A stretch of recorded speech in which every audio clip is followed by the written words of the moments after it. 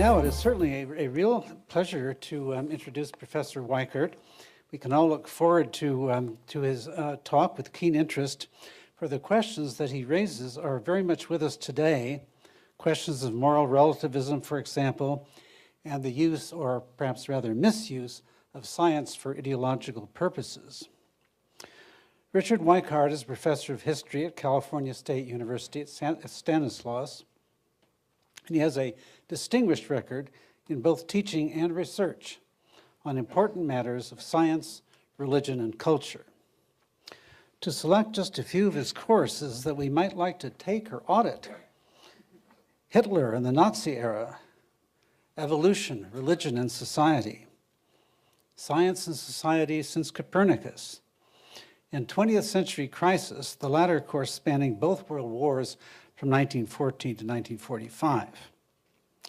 Professor Weichert's research is equally fascinating. He has written a book on socialist Darwinism, evolution, and German socialist thought, several studies of the famous German pastor and writer Dietrich Bonhoeffer, an article, Darwinism and Death, Devaluing Human Life in Germany, 1860 to 1920.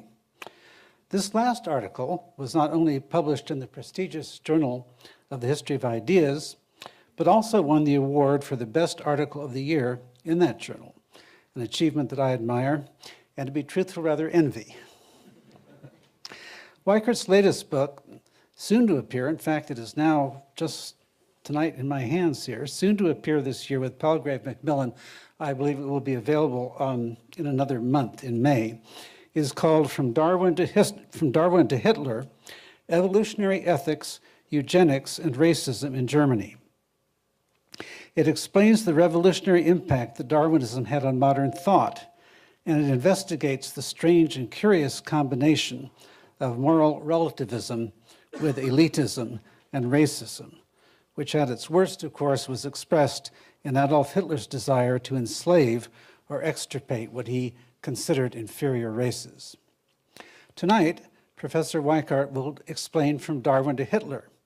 I'm going to find this important for my own work, and I know that all of us are going to learn a lot from it. Let us welcome our distinguished guest, Professor Richard Weichert.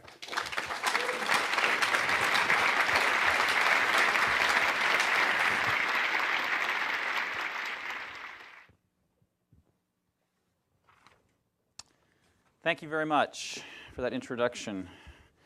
Not sure I deserve all of that, so I'll just hope that I won't disappoint you in what follows here. I think this topic we're talking about, truth or consequences, certainly what I'm going to be talking about is consequences of certain ideas, because ideas do have huge impacts, and certainly if we think about 20th century history, which I teach a course in 20th century Europe I'm teaching right now, we can see the consequences of ideas that have gone astray. We see the consequences of Nazism, for example, and the Holocaust, some of the issues that I deal with in my research. But we also see Stalinism, Marxism, the impact of that's had on the world. So I think it's worth thinking about some of these issues and to realize that these really are serious matters that affect people's lives and affect people's deaths. And so I would like to start here and think about veritas form and truth by a word from the man who said, "I am the truth." And one thing that he said was, and of course I'm speaking of Jesus Christ, he said, "The thief does not come except to steal and to kill and to destroy. I have come that they might have life, that they might have it more abundantly." And so the issues we're going to be talking about today are issues of life and issues of death.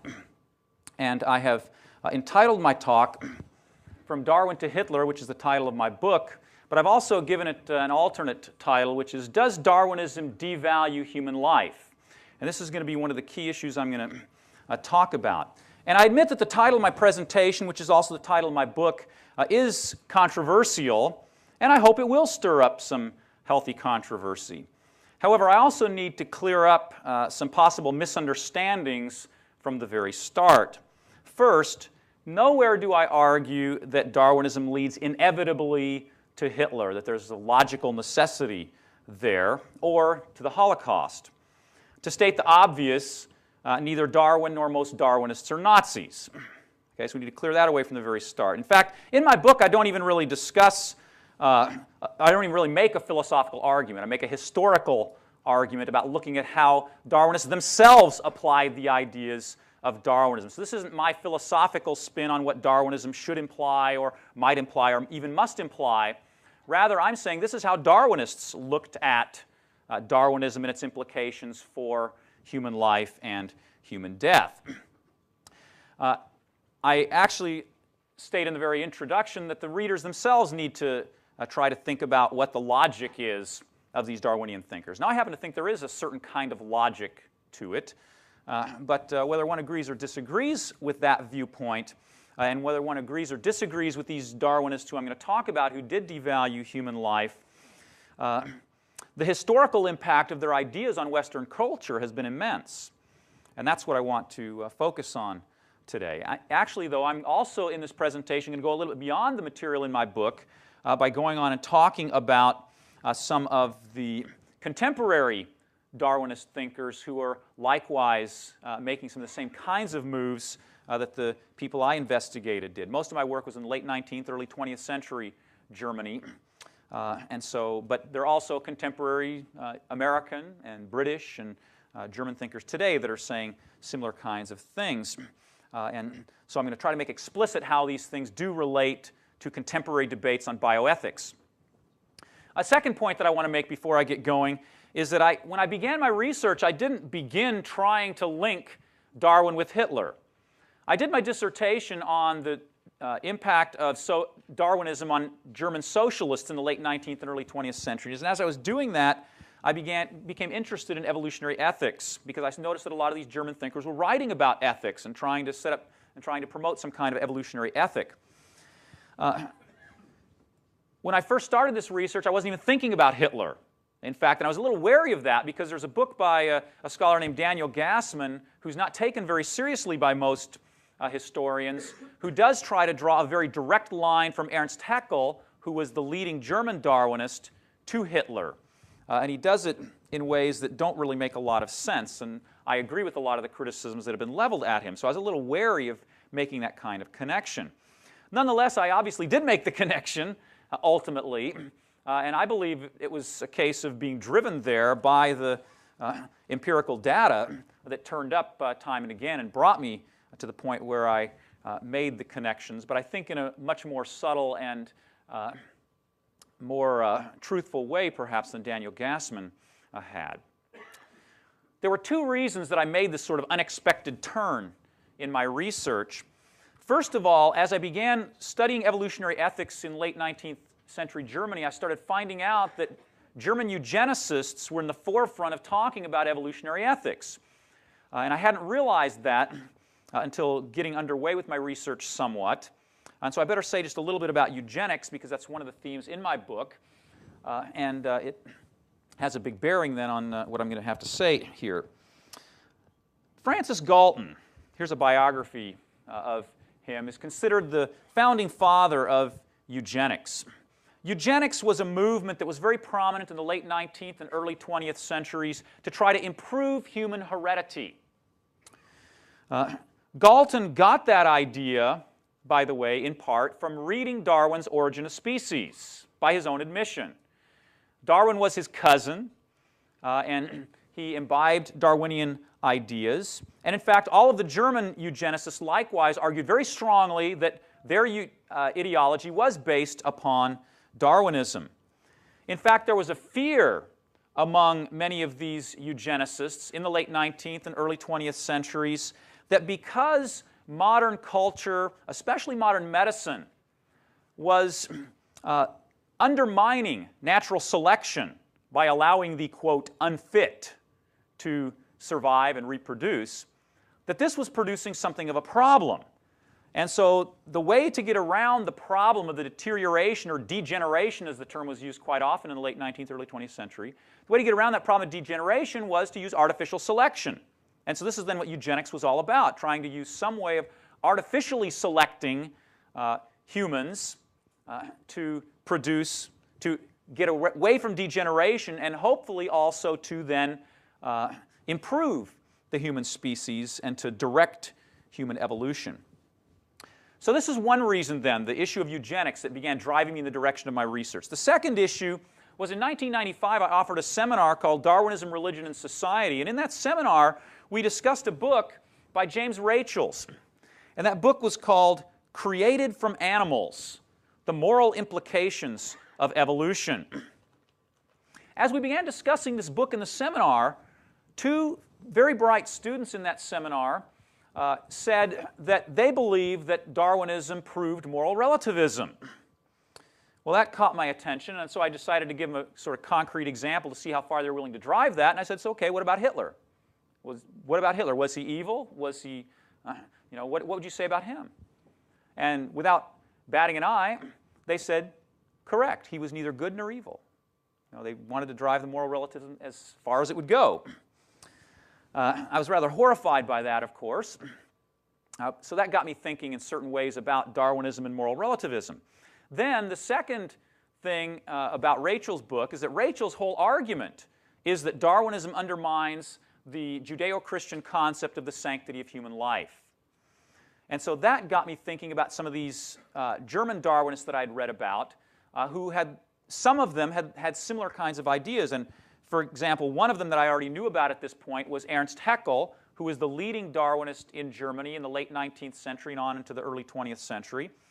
And Haeckel had, already in 1870, proposed infanticide for those with congenital illnesses, especially mental illnesses. So I moved back into my research with this question then: does Darwinism devalue human life, or at least do Darwinists think that Darwinism devalues human life? And I started investigating then these Darwinist thinkers using that question. And that question is very controversial. Does Darwinism devalue human life? There are many Darwinists who will say that Darwinism doesn't have anything to do with ethics or morality. They'll invoke what's called the naturalistic fallacy, which states that you can't get from is to ought.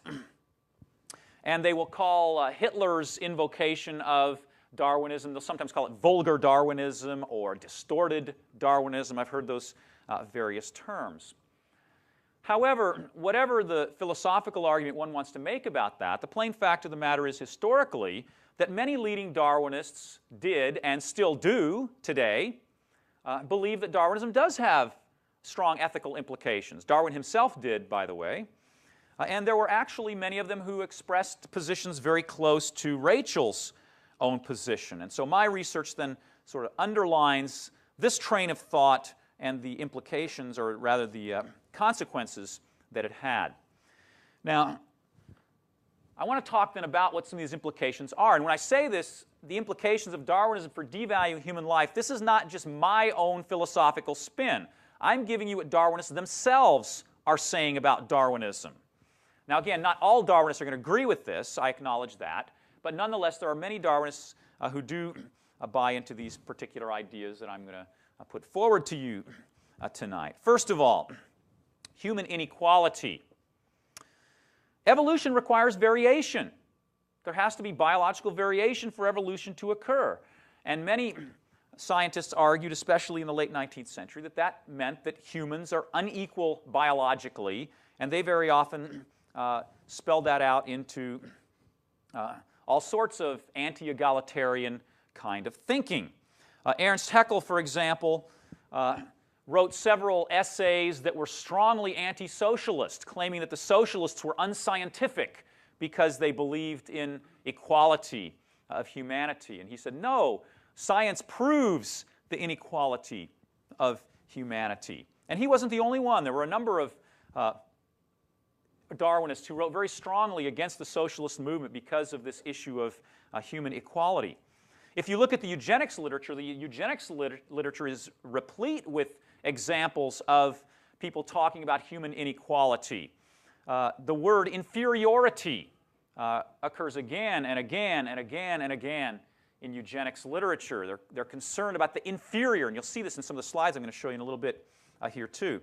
Just to give you one concrete example, Hugo Ribert, who was a medical professor, I believe he was at the University of Bonn, wrote in one of his books on eugenics, quote, and this is, again, a fairly similar statement to many other eugenicists, too. This is not just sort of off-the-wall, fringe stuff. This is mainstream medical professor eugenics ideology. He said, "The care for individuals who from birth onwards are useless alike mentally and physically, who for themselves and their fellow creatures are a burden merely, persons of negative value, is a function altogether useless to humanity, and indeed positively injurious." I mean, he used some pretty strong language there to make clear, words, they're a burden, they're negative value, useless to humanity, and injurious. Those were common ideas at the time about those who had hereditary illnesses, especially mental illnesses. Now, there were two ways that this inequality could work, and it did work this way, in fact, in the Darwinian scene in the 19th and early 20th centuries. First of all, within society. Okay, here I have a picture that comes from a book by a prominent psychiatrist in Germany in his 1903 book about criminal anthropology, where he shows the allegedly ape-like features of an Italian criminal. This is based on Cesare Lombroso's ideas. Lombroso was an Italian psychiatrist who founded what's called criminal anthropology, and he believed that criminals were a throwback, an evolutionary throwback, and thus he thought they would have physical features that were more like apes. And so the sloping forehead, the nose, that was considered ape-like characteristics that these criminals allegedly had. And there were also other Darwinists talking the same thing about mental illnesses, talking about how people who had mental illnesses were evolutionary throwbacks to ape ancestors and simply didn't have some of these human capacities because they were re-emerging their ape things. So here we see then within society there's this inequality, and especially it had to do with the mentally ill and criminals. And by the way, psychiatrists were on the forefront of the eugenics movement. They were really one of the driving forces in the eugenics movement. But not only would it apply within society, it also applied across societies, especially dealing with race. We were just discussing over dinner here about Darwin's own ideas, and Darwin did himself believe in the inequality of races. However, Ernst Haeckel, the leading Darwinist in Germany, was even more radically inegalitarian in his racial scheme. Here is a frontispiece to his very popular book, Natürliche Schöpfungsgeschichte, which means Natural History of Creation. And in that, he has 12 pictures here. And you notice the top one here is Indo-European. And then we have Asians, Mongol race, they called it at the time. Going down here to number 6, which is an African, a black African. And then notice number 7, then you start the primates. These first 6 pictures here are of human races. These next ones are primate species. And the caption to this particular illustration claimed that the distance between the highest human, that's number 1 here, and the lowest human, number 6 here, is higher, or bigger rather, than the distinction or difference between the lowest human and the highest primate. And notice how similar those are in facial features and such. The idea is here, these are real close, and these are further apart. You have actually 6 steps to get to here, and then just 1 step to the primate there. And he actually wrote that in the caption. In fact, Haeckel at one point claimed that the difference mentally between the lowest human and the highest human was greater than the distance between the lowest human and even a dog or an elephant. Haeckel also divided the human races into 12 species. Not only that, but he divided those 12 species into 4 distinct genera. So that's how inegalitarian he was in his racial scheme. And this is not totally unusual. Haeckel was extremely influential, for one thing, and won a lot of people over to his ideas. But there were many Darwinists preaching similarly this racial inegalitarianism. And here's an illustration to show that this hit the popular front as well. Here's a popular magazine in Germany with some German, this is during World War I, 1916. Here's some German soldiers, and they have captured a black African troop. The French used black Africans on the Western Front, and so here they've captured a black African troop, and they says, man, you're bringing him to Hagenbeck, aren't you? Hagenbeck was very famous in Germany for his zoo collections that he made in many parts of Germany. He said, man, you're bringing him to Hagenbeck, aren't you? He can't catch better guerrillas in Africa than we can on the Western Front. And so again, we see the dehumanizing aspect here of this inegalitarianism as it's being practiced. And it's being practiced both relating to the races, but also toward individuals within a particular society. Okay? Second point, in addition to human inequality, we have moral relativism undermining human rights. And this is a prominent theme in many Darwinian thinkers in the late 19th and early 20th centuries. Darwin himself admitted that this was a consequence of his own views. In his autobiography, he wrote that one, quote, can have for his rule of life, as far as I can see, only to follow those impulses and instincts which are the strongest or which seem to him the best ones. Now, to be sure, Darwin, with his Victorian optimism, believed that the best and strongest instincts would be social instincts, as he called them, which would lead to the golden rule. He thought that morality was built into the human species, biologically, instinctually, and so he had optimism that this would lead to altruistic kind of behavior. But what if it didn't? What if someone had different instincts?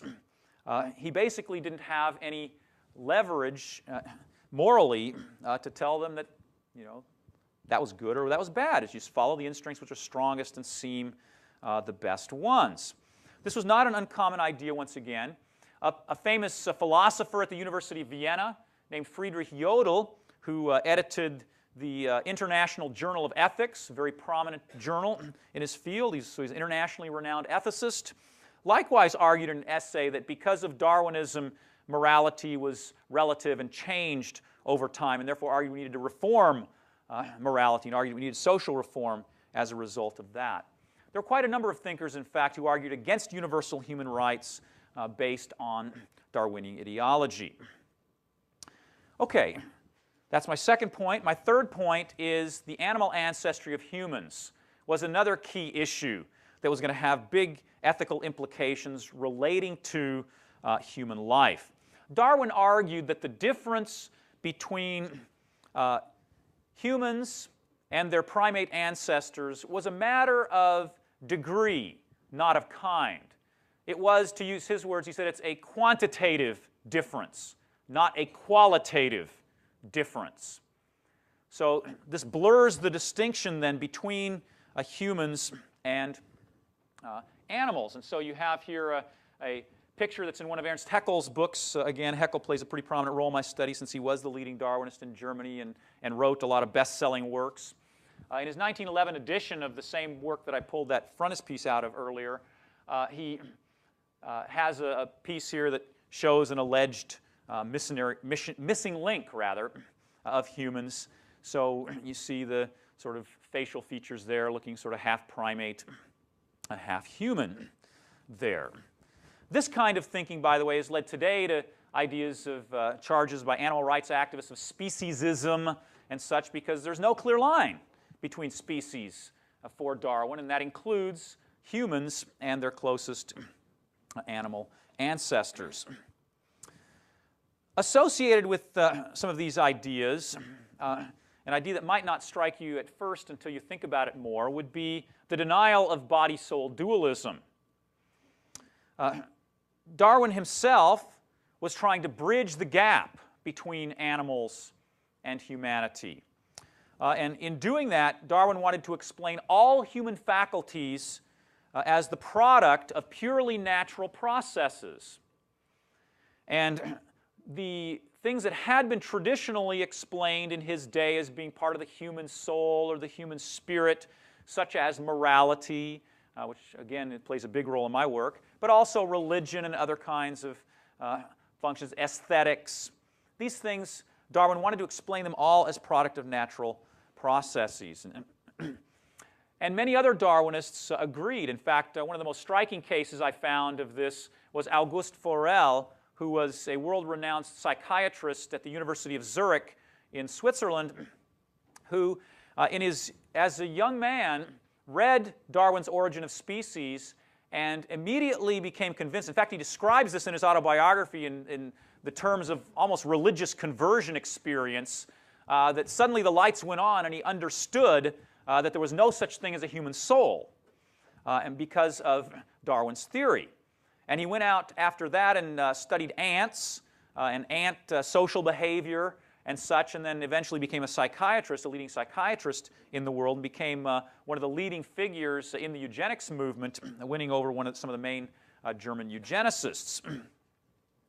There were also many others in the Darwinian camp who were struggling against the idea of body-soul dualism. Ernst Haeckel, whom I've mentioned a number of times already, in 1906 founded an organization called the Monist League.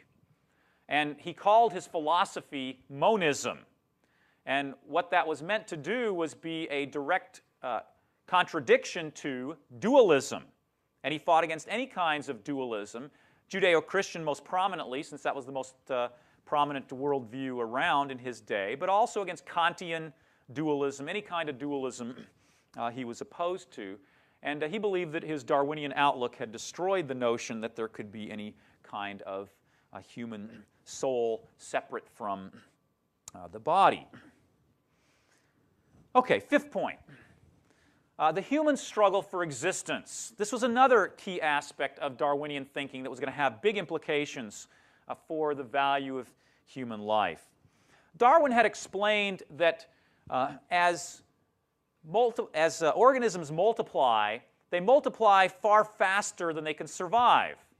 And this imbalance, which was based on Malthus' population principle, Malthus had been a thinker who had posed a problem of the superfecundity, or the over-reproduction of species, and Malthus focused specifically on humans.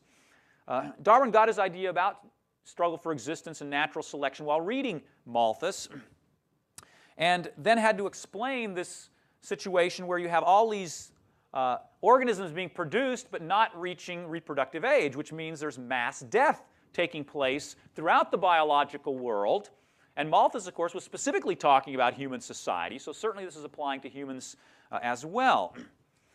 Now, this idea of the human struggle for existence, competition for scarce resources, because there's more people reproducing than can possibly exist according to Malthus and then also according to Darwin, could also take place on two levels, just like the inequality issue.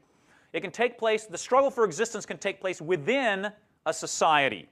So people within a society, individuals, are having to struggle among themselves and have scarce resources. So the way this worked itself out, here's a eugenics poster from Germany. I think this was done during the Nazi period, in fact, and the title of it is The Threat of the Subhuman. And there on the top you have this is a male criminal, it says. And the male criminal has 4.9 children. And then here you have a criminal marriage, it says, 4.4 children. Then here you have in this middle diagram, you have parents with children in special education. Okay? And they have 3.5 children with them. And then down here you have the average German family, and they're having 2.2 children. And then here you have an academic family, and they only have 1.9 children. And the lesson is that in this struggle for existence, the wrong people are winning out. It's the criminals and the mentally, quote, substandard are the ones who are winning out in the struggle for existence, so we need to rectify this situation. And the eugenics was the way to try to rectify this situation for many of these Darwinian thinkers. Okay, here's another one. It's not just Germany that this is going on. Here's one from the United States. This is a display that was put in many fairs throughout the United States. The American Eugenics Society had booths at county and state fairs throughout the United States in the early 20th century, where they pushed for their ideas relating to population. And you see here on the left, it says some people are born to be a burden on the rest. And then here below it says America needs, and then it says less of these, and it has here on the left a light blinking. It says that light blinks every 48 seconds on the left, and it says every 48 seconds a person is born in the United States who will never grow up mentally beyond that stage of a normal 8-year-old boy or girl. Okay? So we need less of those. And then on the right side it says America needs more of these. And here you have a light flashing. It says this light flashes every 7.5 minutes. It says every 7.5 minutes a high-grade person is born in the United States who will have ability to do creative work and be fit for leadership. About 4% of all Americans come within this class. Now notice the disparity here. Okay, on the left you have every 48 seconds. Here it's only every 7.5 minutes. Again, this is designed to generate your fears of human degeneration that's going to take place because more of these, quote, unfit people are being born than of the so-called fit. Okay, so again, a similar kind of idea. Notice again the inegalitarianism here, which we already talked about earlier, people being a burden on the right, trying to figure out how to correct these kind of problems that they have. Okay, so that's within society. That's how the human struggle for existence would take place within society. But then human struggle for existence also takes place between societies. Here's a diagram from a book by a man named Friedrich Helwald, who was a prominent German ethnologist who wrote a book called The History of Culture. This is from the 4th edition in 1896. His first edition was in the 1870s. And he was highly regarded by his colleagues. But his whole account of the history of culture is an attempt to try to show how the Darwinian struggle for existence applies to human history. And this he gives as one example. And he says in the text that this is an example of the human struggle for existence. The Spaniards up here are letting their dogs loose on the American Indians. And Helwald says this is just a natural process that takes place. It's just part of the human struggle for existence. And so thus justifies this kind of scene as he depicts it here. Now, Helwald was not the only one to put forward ideas similar to this. In fact, Darwin himself put forward ideas about racial extermination. Darwin wrote to a colleague saying that, quote, the more civilized so-called Caucasian races have beaten the Turkish hollow in the struggle for existence. Looking to the world at no very distant date, what an endless number of the lower races will have been eliminated by the higher civilized races throughout the world. He also said in The Descent of Man, so in a published work, quote, at some future period, not very distant as measured by centuries, the civilized races of man will almost certainly exterminate and replace throughout the world the savage races. This was a very prominent and fairly common idea among Darwinists in thinking about their inegalitarianism and then the struggle for existence resulting in extermination and death for those who were considered unfit or less fit. Okay, my sixth point then. That was the human struggle for existence. Now, sixth point. Darwinism viewed death in a whole new way than had certainly traditional Judeo-Christian thought. Darwinism saw death as producing progress. After all, the human struggle for existence is producing greater complexity in organisms. And so he saw death as being an engine driving the evolutionary progress. And although Darwin, by the way, some note that Darwin didn't really believe in teleology, and there are times when he says he doesn't believe in his work promotes the idea of progress, but actually he uses words of progress throughout The Origin of Species and Descent of Man. And just one quote that I think illustrates this. In The Origin of Species, Darwin says, thus from the war of nature, from famine and death, the most exalted object which we are capable of conceiving, namely the production of the higher animals, directly follows. This, by the way, is a secular theodicy theodicy means a justification of evil, a justification of God in the face of evil. Of course, it's a secular one because it's pushing God out of the picture, but it's justifying natural evil by claiming that a higher good gets produced by natural evil in the world. This was a very common idea as well. Friedrich Helwald, who I just showed you the slide on with his History of Culture, said in that History of Culture that humans, quote, the fitter humans rather, quote, stride across the corpses of the vanquished. That is natural law. Okay, so here we have a scientific justification for the death of the vanquished in this human struggle for existence. Now, this took place not only in terms of racial extermination, which I've just talked a little bit about, but it also took place on other levels. There were quite a number of Darwinian thinkers in the late 19th and early 20th century who used Darwinian thinking to justify abortion, to justify infanticide. I already mentioned Ernst Haeckel there, and also euthanasia. And in these two books that came out fairly recently, the first one on the top there by Ian Dalbiggin, he's at the University of Prince Edward Island, his book A Merciful End, the Euthanasia Movement in Modern America. And then also Nick Kemp, Merciful Release, the History of the British Euthanasia Movement. I should say, too, that these two guys ideologically are poles apart. Dalbiggin's a little skeptical toward euthanasia, whereas Kemp is very supportive of euthanasia. Both of them admit that Darwinism was a key point in the conversion of people toward euthanasia, and that leaders in the early euthanasia movement in America and in Britain were very influenced by Darwinian thinking. Dalbiggin said this, quote, "The most pivotal turning point in early history of the euthanasia movement was the coming of Darwinism to America." So he said that was the most important point ideologically in winning people over to euthanasia. Nick Kemp largely agrees with that assessment, saying, quote, "While we should be wary of depicting Darwin as the man responsible for ushering in a secular age, we should be similarly cautious of underestimating the importance of evolutionary thought in relation to the questioning of the sanctity of human life." So again, admitting that this is an extremely important part in stripping away the sanctity of human life was the Darwinian theory and subsequent worldviews that were being built upon it. Now, I think the importance of this perhaps goes without saying in many ways. In my own work, I've looked at how this has led into Nazi ideology. And in fact, as I told you at the beginning, I wasn't really even thinking about Hitler when I began my study. It's only as I began studying some of these eugenicists and what they had to say about the value of human life that I even began to think about Hitler and to realize that, yeah, what Hitler was saying is very close to what some of these other people have been saying that I've been studying here.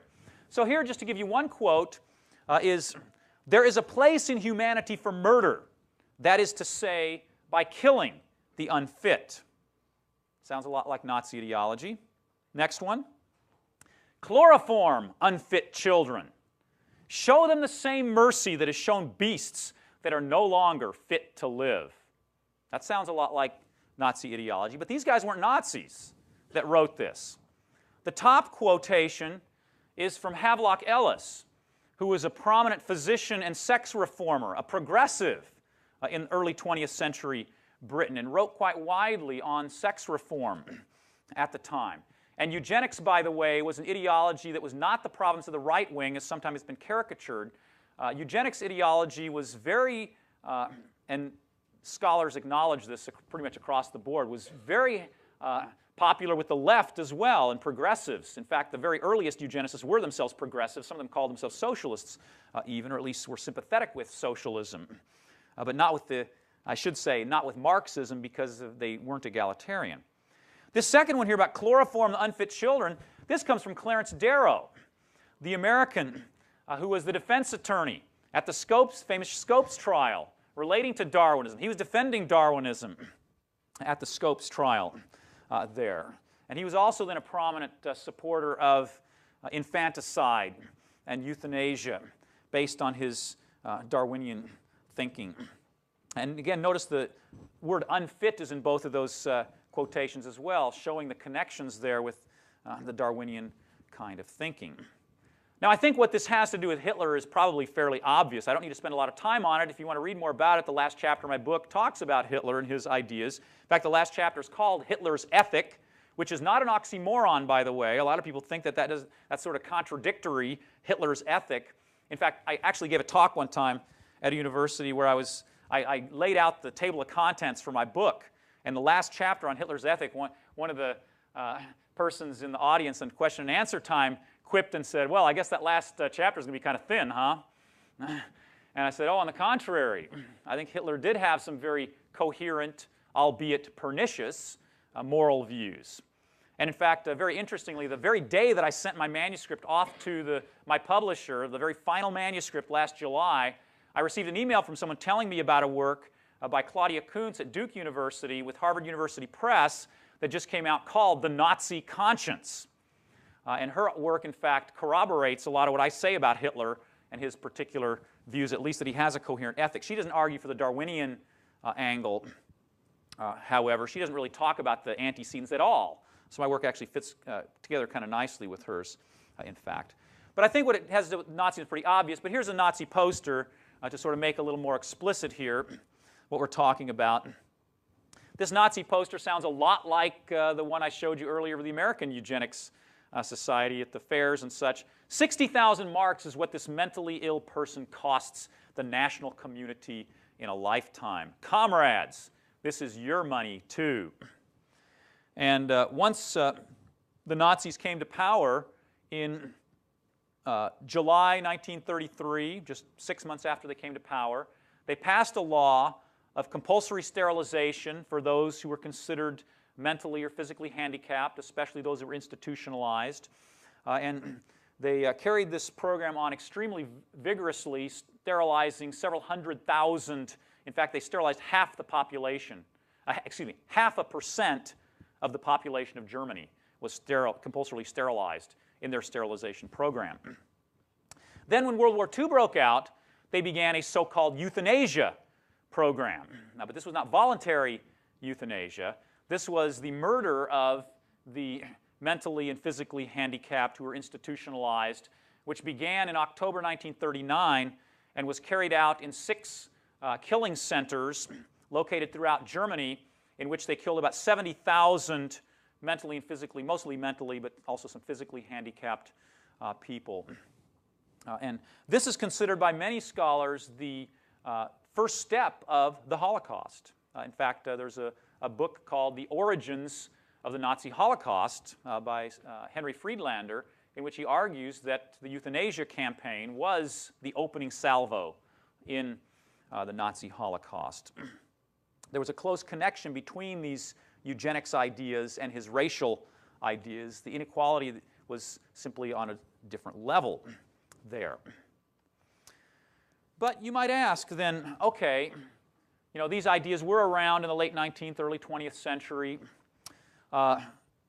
We see that Hitler bought into ideas about social Darwinism and such, but didn't the demise of Nazism bring about a death, or deal a death blow to eugenics ideology, to ideas about racial extermination, Darwinian racism, and such? Yes, in many ways it did. The word eugenics itself came into disrepute after the Nazi period, partly because of what the Nazis did. That wasn't the only factor, but it was one important one. But nonetheless, Darwinian devaluing of human life continued to occur simply in different kinds of ways. And now I want to jump just a little bit and move on to the contemporary scene, to show you that this is not just something that was taking place back 50 to 100 years ago, but it's something that's still an issue today. First of all, oops, wrong one. Here we go. Peter Singer. Peter Singer is a very prominent philosopher. He's at Princeton University now. He's from Australia.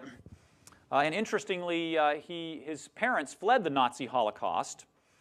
But he's been accused very often of having Nazi kind of ideas because of his devaluing of human life. Now notice on the left book there, the Darwinian left, I was trying to bring up something here to illustrate that Singer is very committed to Darwinian ideology, and he believes that the left, or the progressives need to incorporate Darwinian thinking into their political ideologies. And that's what that book is about. But then on the right, you see his book, Rethinking Life and Death. And this is more of what Singer is actually known for. Singer is known for his bioethics, and particularly his stance favoring voluntary euthanasia, as well as infanticide for infants who have mental and physical handicaps of various sort. Now, Singer does draw a very direct correlation between Darwinism and the sanctity of human life, or I should say the undermining of the sanctity of human life. Singer claims in one of his essays, it's not in either of these books actually, it's in a different book, but he argues that Darwinism, quote, gave what ought to have been its final blow, quote closed, to the sanctity of life ethic. So he says Darwinism should have destroyed Judeo-Christian idea of the sanctity of human life. Now he admits that it hasn't. Judeo-Christian sanctity of human life ethic is still persisting, but he wants to give it the death blow now through his philosophy. Singer not only promotes infanticide and voluntary euthanasia, he's also very strongly into animal rights, which is also part of the issue of speciesism that I mentioned earlier. The blurring of the distinctions between the human species and other animals fits right in to that. Now, Singer's not alone. There are many other thinkers also who are promoting, Singer, I should say, is one of the more radical of them, but there are also many other thinkers that are promoting similar kinds of ideas about Darwinism and its connections to the devaluing of human life. This one by Daniel Dennett, who's a prominent materialist philosopher in the United States. His book, Darwin's Dangerous Idea, Evolution and the Meanings of Life. In that book, he argues that Darwinism acts like a universal acid, dissolving all other ideologies, all other ideas, especially religion, and also ethical ideas, though. And he does spend a good deal of time talking about ethics in that book, although there are a lot of other issues that he raises as well. In his talking about ethics, he does briefly discuss the issue of the value of human life. It's not a major theme in the book, but it does get discussed. And he says that there are, quote, gradations of value in the ending of human lives. Well, if there are gradations of value in ending of human lives, this also implies, at least to me, that there are gradations of value of human life. And in fact, he goes on to say, in thinking about sort of concrete steps here, he goes on to ask, which is worse? Taking heroic measures to keep alive a severely deformed infant, or taking the equally heroic, if unsung, step of seeing to it that such an infant dies as quickly and painlessly as possible. Okay, so again, here is a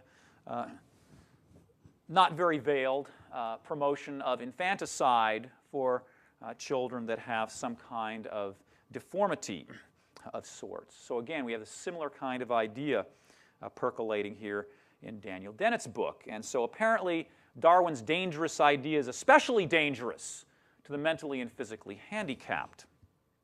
And that universal acid apparently eats away at them most. Okay, let me stop there for a second. Okay, another key figure today is Richard Dawkins. He's probably one of the most famous Darwinists in the world today at Oxford University. In an article in 2001, and there are many other places I could look for this too, but I thought this one was especially interesting. In 2001, he wrote an article in which he advocated genetic engineering to try to produce a missing link, if you will. He wanted to try to produce something as close to an Australopithecine as possible to get back. He even called her a Lucy. Okay, so he wants to get back to a missing link. Now, why would he want to do that? And in fact, he even says he sort of thinks that maybe he would feel sorry for such an individual, such an organism. I don't know what he would call it, sort of half human, half animal, I suppose. He said he would sort of feel sorry for him because it would probably be put in shows and such and be shown off. But he said he nonetheless thinks it would be a great idea to do it because he says he thinks that it would help destroy our speciesist illusion. And the speciesist illusion is the idea that there is a significant distinction and difference between humans and other animals. And so he says if we could bring on this missing link, if we could produce it genetically, figure out genetically what that must have been, try to track that back, produce it through genetic engineering, then we can show the fallacy of any kind of sanctity of human life. In that same essay, I should remark also that Dawkins also expressed the desire that if he ever got, quote, past it, that he would be euthanized. And some people probably think Dawkins is already past it. But fortunately, I hope at least that most of those also believe in the sanctity of human life, and so they won't help him out in his request. Oh, but there are many others, and I could go on and on here, but maybe just suffice it for one more example, contemporary example, and that's James Watson. Again, he's the most famous geneticist around today. He co-discovered the helix model of DNA back in 1953 with Crick. He then became head of the Human Genome Project when it was started in the early 90s, 89 to 90. And has had a huge impact on the field of genetics. He builds his worldview very forthrightly on Darwinian naturalism. I don't know if any of you saw Watson in the PBS special on genetics that was out like in January, I think, but he talks quite extensively about Darwinism and the way that it undermines the idea of design and such. He makes, in fact, quite a number of startling statements in that. Watson has never learned to mind his mouth, has never been known for his tact. He's created a lot of enemies that way, too. But Watson proposes a new eugenics. He doesn't use that word very often. The word eugenics is still a little bit too much disrepute. A lot of times people say new genetics instead of eugenics. But actually, the word eugenics is actually getting a little bit of a comeback in the last few years. And people are beginning to be less abashed about using the term eugenics in contemporary discourse. And he very forthrightly argues for human inequality and biological inequality in that PBS special that focuses on him and his ideas about new eugenics. And they're talking about different aspects of human genetic engineering and such to try to get rid of. And by the way, there's a really interesting clip, by the way, in that PBS special where Watson is talking about, he says, the lower 10% of people in elementary school. And he's talking about how they are inferior. He doesn't use the word inferior, but that's the point that he's making there. And he actually says, as he's going through that, talking about these 10% of people, he says, we need to find a way to get rid of, to help out these people who are in the lower 10%. And when I heard that, he sort of stumbles over it a little bit, and I actually had to replay that about 10 times to really listen to exactly what he said and how he said it. I mean, he really does say we need to get rid of, and then I forgot what the exact next two words are, but he sort of stumbles a little bit, and then he says, help out those who are in this lower 10%. But if you listen to the rest of the video, he's talking very forthrightly about, quote, getting rid of those with various kinds of physical and mental hereditary illnesses. Well, in 1973, before we had a lot of the genetic technologies we have, especially diagnostic technologies, Watson actually proposed that we allow parents to kill their infants after birth because we couldn't figure out at that time, and you'll see this in the very top part of this. I've got the slide up here. Watson said in 1973, because of the present limits of such detection methods, meaning of genetic illnesses, well, now he doesn't have that problem because they can detect a lot of them. Not all of them, of course, but they can detect a lot of them now, so he's pushing abortion very strongly now. But at this time, he said, because of the present limits of such detection methods, most birth defects are not discovered until birth. If a child were not declared alive until 3 days after birth, then all parents could be allowed the choice. There's that word choice again. We hear so much in our society. The doctor could allow the child to die if the parents so choose and save a lot of misery and suffering. Okay, let me close by considering the question then. In light of all of this, does Darwinism really devalue human life? I think I've shown conclusively that historically, Darwinism has indeed devalued human life, leading to ideologies that promote the destruction of human lives deemed less valuable or unfit. Those on the forefront in promoting abortion, which I haven't talked about much tonight, but if you look back at the early abortion movement, you see Darwinian arguments cropping up quite strongly as well. Ernst Haeckel made arguments for abortion based on, matter of fact, let me mention that real quick because I think that's a really interesting one. Ernst Haeckel argued that from conception, a person is a distinct human individual. But he was promoting infanticide even. So he said that because they were still going through lower stages of evolutionary development in their earlier embryonic stages, it was okay then to abort them, especially if they were possibly going to have some genetic, or hereditary would be the word at that time, hereditary illness. But those in the forefront promoting abortion, infanticide, euthanasia, and racial extermination often overtly based their ideas on Darwinism. Also, as I've shown here, those favoring a Darwinian dismantling of the sanctity of life ethic do have a good deal of intellectual firepower, both then and today.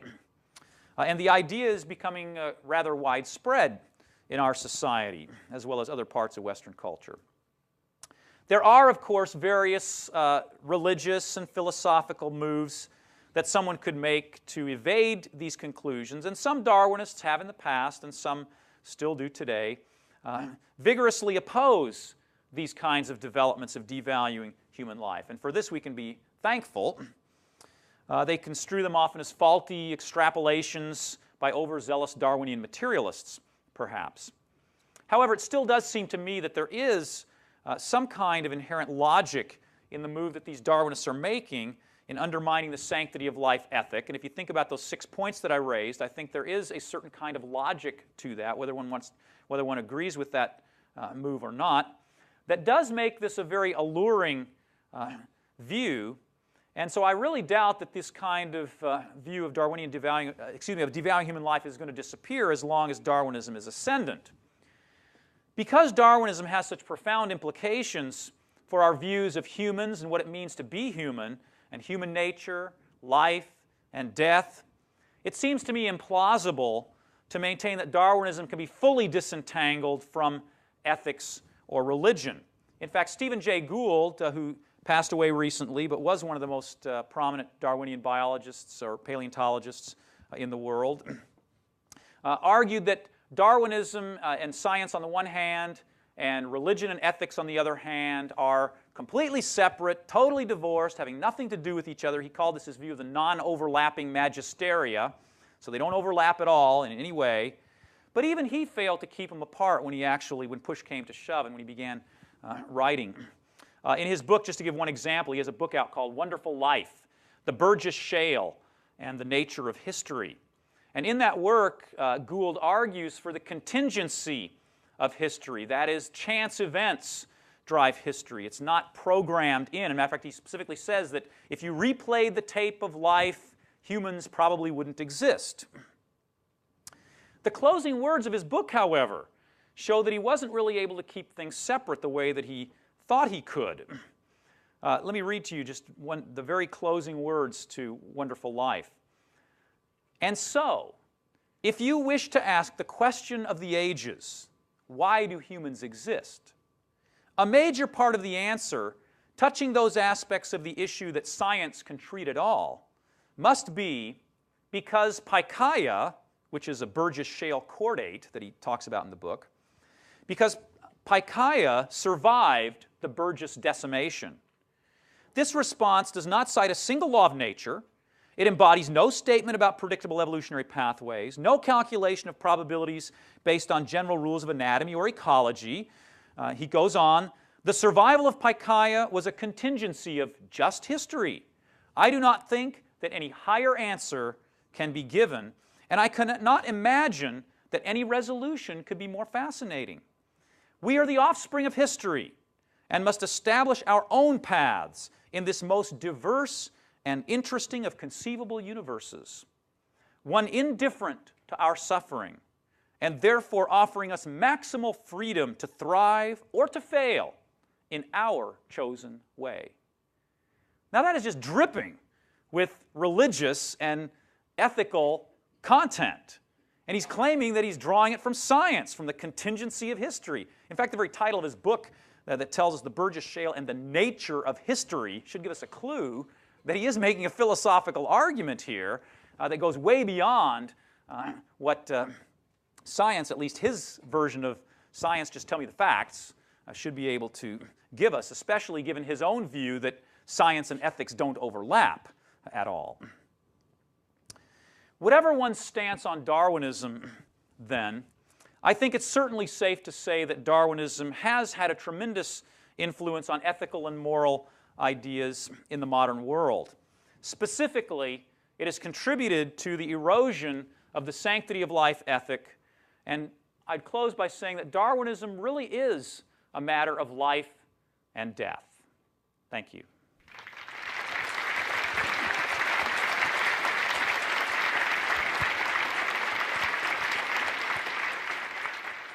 We're gonna move now into a time of question and answer, and our only request is that you come up to the mics when you answer your when you ask your questions, so that the professor can hear you and so that we can get it on the tape. Hi, I was just wondering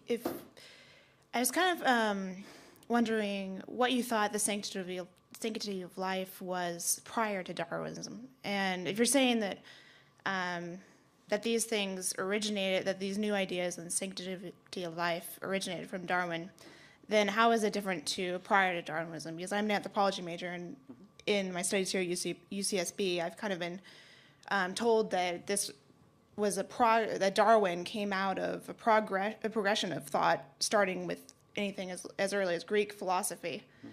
And I was just wondering what you thought Darwinism changed, or if it was more of a development from early thought. Well, I don't want to get too far afield into the Greek philosophy issue because, of course, Judeo-Christian thinking supplanted a lot of Greek thought and undermined a lot of Greek thought. And one of the ways that it did that was by having strict prohibitions against the killing of innocent human life.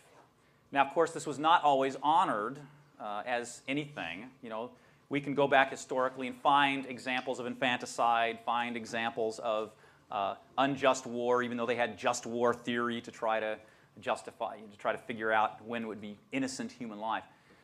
Certainly the Christian tradition throughout medieval, early modern times, up and through the 19th century, and even a lot of conservative groups still today, have stood very staunchly against abortion, against suicide of any kind, and against euthanasia. There's a very good book, in fact, by Ed Larson and Darrell Amundsen called A Different Death, which looks at euthanasia and suicide in the Christian tradition, and he answers this question. In the 19th century, there was a key shift because with Darwin, and it wasn't just Darwinism, and I don't want to try to imply, too, that it's just Darwinism doing all of this. Darwinism was both a consequence and a cause of some of these developments that were taking place. He was a product of some of the secularizing tendencies of his age, for example, but then he also gave some very prominent impetus towards some of that secularization as well, so you've sort of got a cycle going there.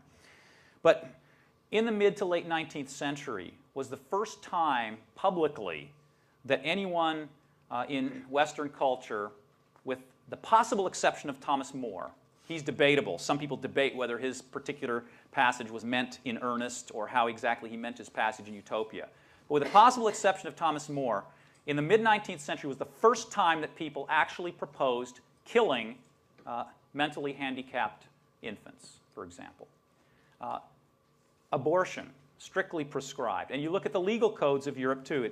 It follows right down. Abortion was legally prescribed in every European country throughout, up until the early 20th century, and even into the mid-20th century, most places and such. So the idea of killing an innocent human being, whether through abortion, whether through infanticide, whether through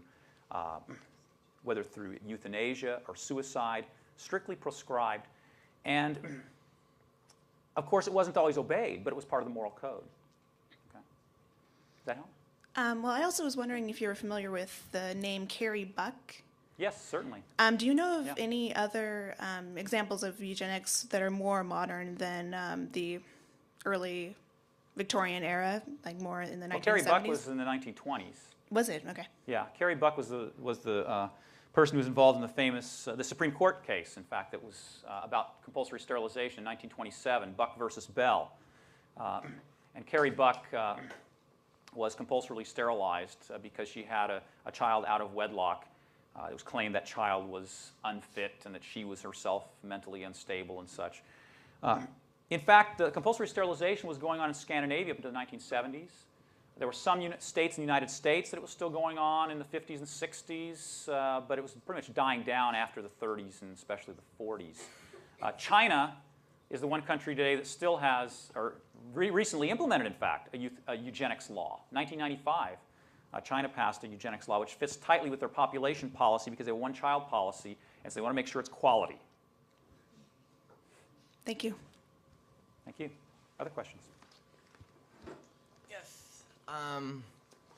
I couldn't help but notice that even though a concept of Darwinism was interwoven throughout your entire presentation, that you did not define what Darwinism was to begin with. So that's my question. How would you define it? Darwinism is common descent with modifications through of organisms through natural selection, being driven by I did talk about the Malthusian population principle and the struggle for existence, and those are vital ingredients, of course, of Darwinism. Okay. So, I mean, evolution through natural selection. I don't know if I totally agree with that. I mean, I'm a biology major. I have a strong How scientific would background. you define Darwinism then? I would explain Darwinism as a mechanism by which adaptive evolution occurs, which results from the interaction of random genetic change with chance environmental change. Okay.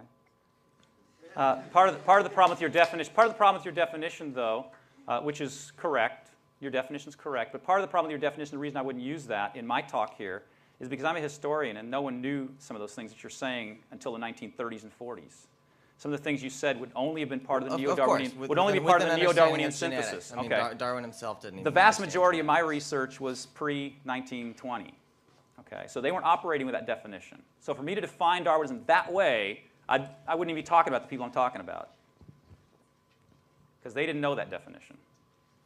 Okay, but then do you not think it would be beneficial to then come back post hoc and integrate what modern biologists have come to realize about evolutionary biology? Well, modern biologists still basically do use the same basic principles here. They've just added onto it the layer. They know now about genetics, which Darwin didn't know anything about. Of course. Okay, so they still basically believe in natural selection through the struggle for existence, through the population imbalance. That's still all part of Darwinian thinking. Sure, they've just added onto it the layer of the genetic variation that you were talking about.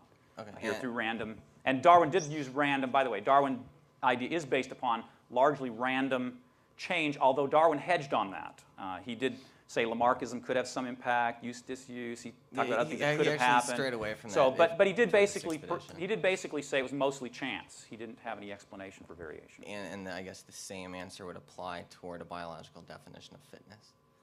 That, I mean, where biologists pre-1930s or 40s who didn't understand genetics and inheritance were obviously using a very different definition of fitness than what a modern biologist would. I don't know if you look at James Watson's video on genetics. His talking about fitness reminds me a lot of the eugenicists in the early 20th century. How did in he fact, define it? well, he didn't actually define it, but he uses the term and talks about the inferiority of the different people and such. And basically, the idea, which is, of course, technically wrong, and every Darwinist should have known it was wrong, but they were still using it. Even in the 19th century, they should have known it was wrong. The idea that the unfit are outstripping the fit is impossible, because by definition, the ones who are surviving and reproducing are the fit ones. No, the ones by definition who are reproducing only are the fit ones. That is the biological definition of fitness. Right, that's what I just How many? But you said Right. surviving. I mean, you can survive all you want, not reproducing. You're correct. Your fitness I is said zero. survive and reproduce. You have to survive to Right. reproduce. Okay, so Okay. survive and reproduce, right. Okay, exactly.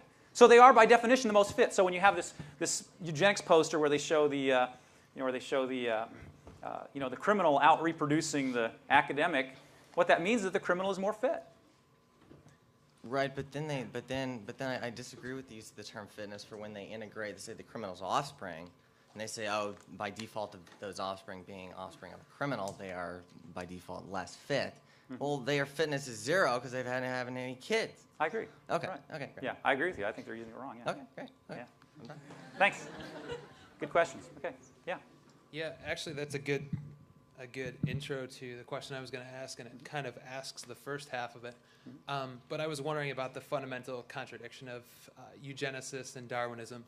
But I'm kind of wondering, like, at what point, you mentioned Moore, at what point eugenics, that thought decided that, because that's very intentional selection, and then Darwinism being natural selection, like, so that's kind of a contradiction right there. Right. And then I was just kind of wondering, like, so eugenics is sort of like an intentional selection, which seems to contradict that natural selection. So I guess that I was thinking that possibly the turning point may have been people who are pro-eugenics are thinking that at some point humanity started to aid the weak too much, Right. and sort of promoted this, taking care of the handicapped and things like that. So there's a necessary need to step in and practice eugenics. But I guess then that makes me think further that a Darwinist argument would be that that throughout history, this should have been taking place of sort of the strong surviving and us killing off the weak. But that's not really what you see, throughout the course of history. I mean, even I think that sort of speaks to our dualist nature, the body soul separation. So how would someone who's pro eugenics respond to that? Just to the idea that mankind throughout their history is sort of taken care of, specifically like family members and things like that. A couple of things. For one thing, Darwin, I should say, first of all, that Darwin himself did not promote eugenics. His cousin Galton, he was well aware of Galton and the work that Galton was doing. Galton did actually drive Darwin more to biological determinism, but Darwin said that basically natural selection could take care of the problem without the help of artificial selection. So Darwin himself didn't buy in that way. And you're right, you don't have to go in that direction. The fact that eugenicists did go in that direction and claimed it was based on Darwinism was exactly like you're saying, that because trying to get rid of the unfit. What they were claiming was that modern civilization had produced new kinds of ways of the, quote, less fit. And when they said less fit, they were usually meaning those that were physically or mentally less capable, and especially mentally less intellectual and such, especially the mentally ill and such. They were saying that in our modern society, we're actually taking care of them much better. Even 100 years ago, they would have died out before they reproduced. But now we're helping them along. And in fact, it even got to the point, believe me, it even got to the point that they were talking about, because of dentists, we now have, we're selecting for people that have cavities, basically. And glasses are allowing us to select for people that can't see. Whereas before, they wouldn't have made it. And so the idea was that as modern culture has gained all these new kinds of things to allow people to function better, it's also then allowed biological deterioration to come in. So it did lead to some of the craze of that. That's interesting that the the progression that allows people to practice eugenics can be used, but the progression that allows us to practice modern medicine to keep people alive is argued against through Darwinism.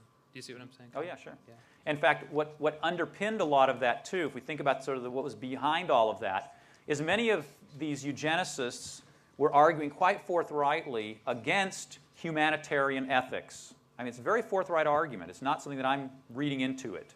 It's something that they themselves were claiming, that we need to get rid of Judeo-Christian ethics because it emphasizes equality, because it emphasizes the sanctity of life. We need to get away from those ideas so that we can then improve the human species. Great. Thank you. Sure.